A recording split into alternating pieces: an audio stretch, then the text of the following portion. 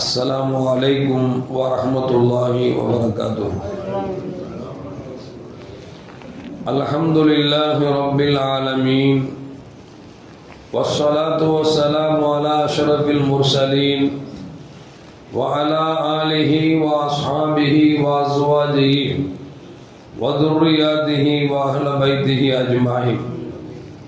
சங்கைக்கும் மென்மைக்கும் உரிய பெரியோர்களே, சகோதரர்களே, எல்லாம் வல்ல அல்லாஹு ஜல்ல ஜலாலும் நாம் செய்யக்கூடிய எல்லா நற்காரியங்களையும் முகஸ்துதியின்றி இஹ்லாஸான முறையில் இறைவனுக்காக மட்டுமே செய்யப்பட்ட நல்வணக்கங்களில் நம் வணக்கங்களை அல்லாஹ் அங்கீகரித்துக் கொள்வானாக.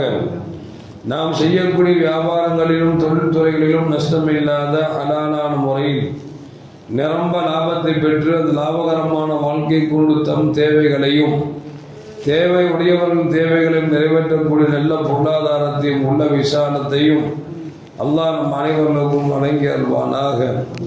கஞ்சத்தனம் என்கிற தீய பண்பை விட்டு அல்லாஹ் நம்மை பாதுகாத்துக் கொள்வானாக. நம்மை உலகத்தில் வாழ வைக்கும் காலம் எல்லாம் நோய் நொடியின்றி ஒரு ஆரோக்கியத்தோடு அல்லாஹ் நம்மை வாழச் செய்வானாக.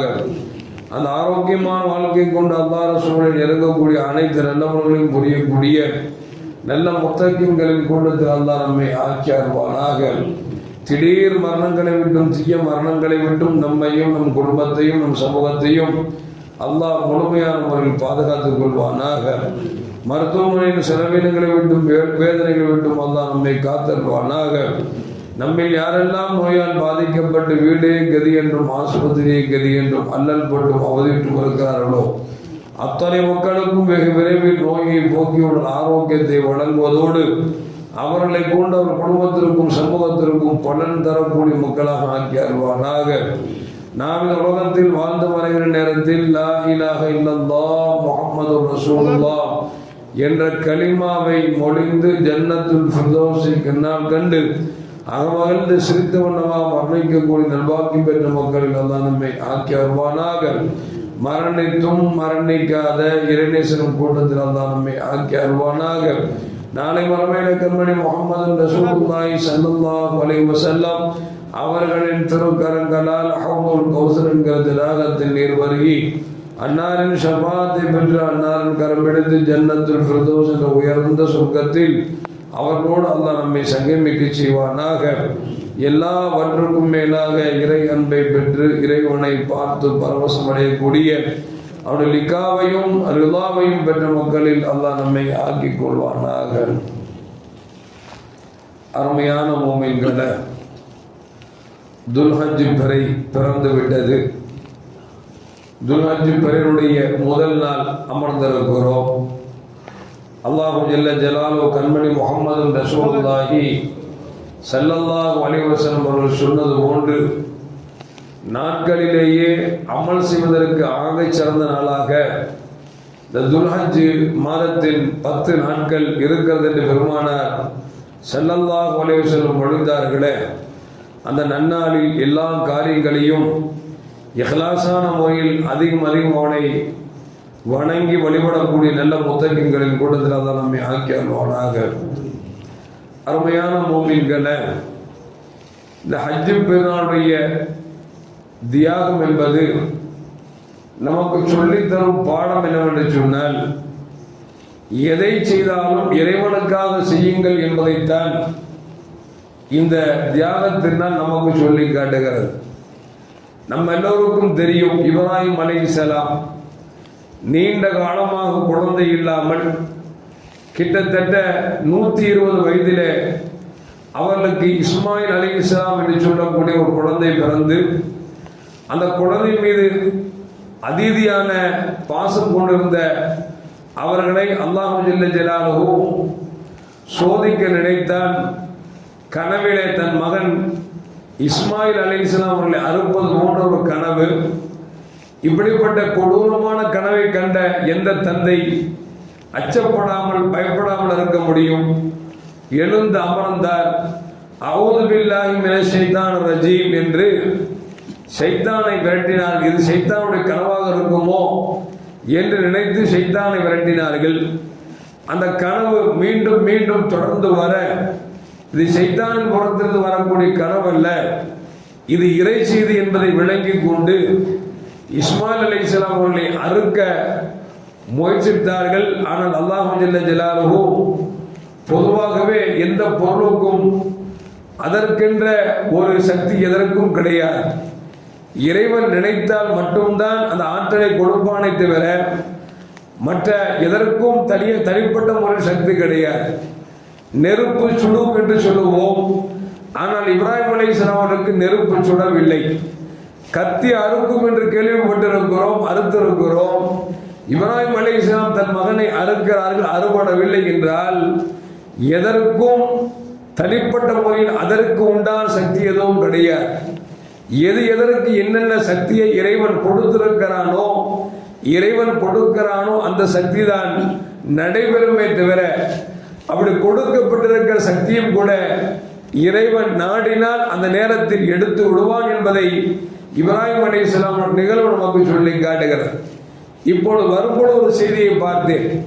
கேரளாவில் கல்யாணத்திற்கு கலந்து கொள்வதற்காக அனஸ் என்ற ஒரு வாலிப வயது நிறைந்த ஒரு இளைஞன் திருமணத்தில் கலந்து கொள்வதற்காக வந்திருக்கிறான். வந்த இடத்தில் சகோதரர்களை பார்த்து விளையாடலாம் என்று சொல்லி புல்தரைகளில் விளையாண்டு கொண்டிருக்கிற பொழுது திடீரென்று அவர் புல்தடிக்கு கீழே சரிந்திருக்கிறார். சரிந்தவர் இளவில்லை, மரணித்து விட்டார். எதற்கு சொல்லுவார்கள் என்று சொன்னால், இந்த மரணம் கூட அல்லாஹ் எப்படி வைத்திருக்கான் பாருங்களேன். புல்தடிக்கு கீழே விழுந்தார், மரணித்து விட்டார் என்று சொன்னால் அல்லாஹ் எதற்கு எந்த சக்தியை வழங்குகிறானோ அந்த சக்தி தான் பிரதிபலிக்குமே தவிர மற்ற எதுவும் சொந்தமாக பிரதிபலிக்க முடியாது என்பதை இந்த நிகழ்வு நமக்கு சொல்லி காட்டுகிறது. அப்படி இப்ராஹிம் அலைஹிஸ்ஸலாம் தன் மகனை அறுப்பதற்கு முயற்சித்தார்கள். அந்த கத்தி வெட்ட மறுத்தது.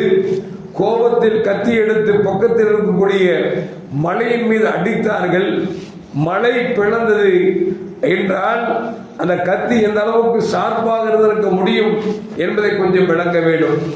இந்த நேரத்தில் தான் அல்லாஹ் ஜல்ல ஜலாலுஹு சுவனத்திலிருந்து ஒரு ஆடை அனுப்பி இஸ்மாயிலுக்கு பதிலாக இதை கொடுங்கள் என்று அல்லாஹ் ஜல்ல ஜலாலுஹு உத்தரவிட்டான். அந்த நிகழ்வை நிதர்சனமாக உண்மைப்படுத்துவதற்காகத்தான் அன்றிலிருந்து இன்று வரைக்கும் கியாமத் நாள் வரைக்கும் இந்த தியாகத்தை செய்து கொண்டிருக்கிறோம் என்று சொன்னால், இந்த தியாகம் சொல்லித்தரக்கூடிய ஒரே பாடம், எதை செய்தாலும் இறைவனுக்காக செய்யுங்கள். அதில் தவறு இருந்தால் கூட அல்லாஹ் அதை மாற்றி அமைப்பான் என்பதை இப்ராஹிம் அலைஹிஸ்ஸலாம் நமக்கு சொல்லி காட்டுகிறார். இப்ராஹிம் அலைஹிஸ்ஸலாம் தன் மகனை அறுக்க முயற்சிக்கிறார்கள், இறைவனுக்காக கொடுக்கிறார்கள். இறைவன் பார்த்தான், உன் சோதனையில் வெற்றி பெற்று விட்டீர், எனவே அந்த கத்தியை அறுக்க விடாமல் அவர் அந்த இஸ்மாயில் அலைஹிஸ்ஸலாமுக்கு பதிலாக ஆடை கொடுத்து அறுக்க சொல்கிறான் என்று சொன்னால், இறைவனுக்காக செய்கிற பொழுது அதில் அல்லாஹ் ஜல்ல ஜலாலுஹு அது நமக்கு கேடாக இருந்தாலும் கூட அதை நல்லதாக மாற்றித் தருகிறான் என்பதும் இந்த செய்தி நமக்கு சொல்லி காட்டுகிறது. இன்னும் சொல்ல போனால், இந்த தியாகத்தினால் நமக்கு சொல்லித் தரக்கூடிய பாடம், எதை செய்தாலும் இஹ்லாஸான முறையிலே இறைவனுக்காக மட்டுமே நீங்கள் செய்யுங்கள் என்கிற பாடத்தை அல்லாஹ் இடத்தில் சொல்வான்.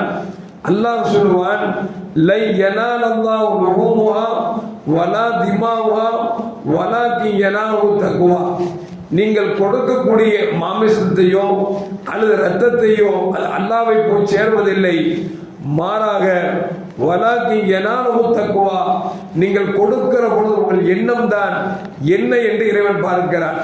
இறைவனுக்காக கொடுக்கிறானா என்கிற தக்வாவைத்தான் இறைவன் ஏற்றுக்கொள்கிறானே தவிர, நீங்கள் அறுக்கிறீர்கள், நீங்கள் புசிக்கிறீர்கள், அந்த புசிக்கக்கூடிய அந்த ஆட்டை அறுக்கிற பொழுது கண்மணி முஹம்மது ரசூலுல்லாஹி ஸல்லல்லாஹு அலைஹி வஸல்லம் சொல்வார்கள், அந்த குர்பானி ஆட்டை அறுத்து அதோட இரத்தத்துடைய பூமியை முதல் சொட்டு தொடுவதற்கு முன்னால் உங்களுடைய எண்ணங்களை அல்லாஹ் பார்க்கிறான், அது இறைவனை போய் சேர்கிறது என்று சொல்லி நபிகள் நாயகம் ஸல்லல்லாஹு சொல்கிறார்கள் என்று சொன்னால், இந்த பாடம் என்னவென்று சொன்னால், எதை செய்தால் 2 ரக்காய் தொழுதோமா, 2 ரூபாய் தானம் தர்மம் கொடுத்தோமா, அல்லது 2 ஆயத்துக்களை ஓதினோமா, அல்லது பிறருக்கு 2 நல்ல வார்த்தை பேசினோமா, எந்த காரியத்தை செய்தாலும் இறைவனுக்காக செய்கிறேன் என்கிற எண்ணம் வருகிற பொழுது அது சிறிதாக இருந்தாலும் பெண்ணம் பெறும் நன்மைகளை இது பெற்றுத் தருகிறது என்பதைத்தான் இந்த நிகழ்வு நமக்கு சொல்லி காட்டுகிறது. எனவே ஹஜ் பெருநாளுடைய முதல் 10 நாள் இருக்கிறது அல்லவா, இந்த நாள் அமல்கள் செய்வதற்கு ஆக ஏற்றமான நாள் என்று நபிகள் நாயகம் ஸல்லல்லாஹு அலைஹி சொல்லியிருக்கிறார்கள் என்று சொன்னால், மற்ற காலங்களை விட இந்த 10 நாளில் நாம் என்ன அதிகமான நன்மை செய்கிறோம் என்பதை கொஞ்சம் கணக்கிட்டு நாம் செய்தோம் என்று சொன்னால், நாம் மற்ற நாட்களை விட இந்த நாட்களில் நாம் நன்மை அதிகம் செய்திருக்கிறோம் என்பதை நம்மால் விளங்க முடியும். மற்ற காலங்களில் ஒரு நாளைக்கு நாம் ஒரு 33 தடவை சுப்ஹானல்லாஹ் சொல்கிறோம் என்று சொன்னால், இந்த துல்ஹஜ் மாதத்துடைய முதல் 10 நாளில் ஒரு 100 தடவை சொல்லுவோமே. மற்ற காலங்களில் ஒரு 50 தடவை ஸலவாத் சொல்கிறோம் என்று சொன்னால், துல்ஹஜ் மாதத்துடைய 10 நாளில் ஒரு 1000 தடவை ஸலவாத் சொல்லுவோமே. இப்படி நாம் கணக்கிட்டு பார்க்கிற பொழுதுதான் இந்த ஹஜ் பெருநாள் முதல் 10 நாட்களில் என்ன நல்ல அமல் செய்து கொண்டிருக்கிறோம் என்பதை நம்மால் விளங்க முடியும். எல்லாம் வல்ல அல்லாஹ் ஜல்ல ஜலாலுஹு கண்மணி முஹம்மது ரசூலுல்லாஹி ஸல்லல்லாஹு அலைஹி வஸல்லம் சொன்னது போன்று இந்த துல்ஹஜ் பிறை பிறந்ததிலிருந்து 10 நாள் வரைக்கும் நிறைய அமல்களை செய்யக்கூடிய நேர விசாலத்தையும் உள்ளத்தையும் அல்லாஹ் அனைவருக்கும் தந்தல்வானாக. அஸ்ஸலாமு அலைக்கும் வரஹ்மத்துல்லாஹி வபரகாத்துஹு. ஸல்லல்லாஹு அலா முஹம்மத் ஸல்லல்லாஹு அலைஹி வஸல்லம். ஸல்லல்லாஹு அலா முஹம்மத் ஸல்லல்லாஹு அலைஹி வஸல்லம். ஸல்லல்லாஹு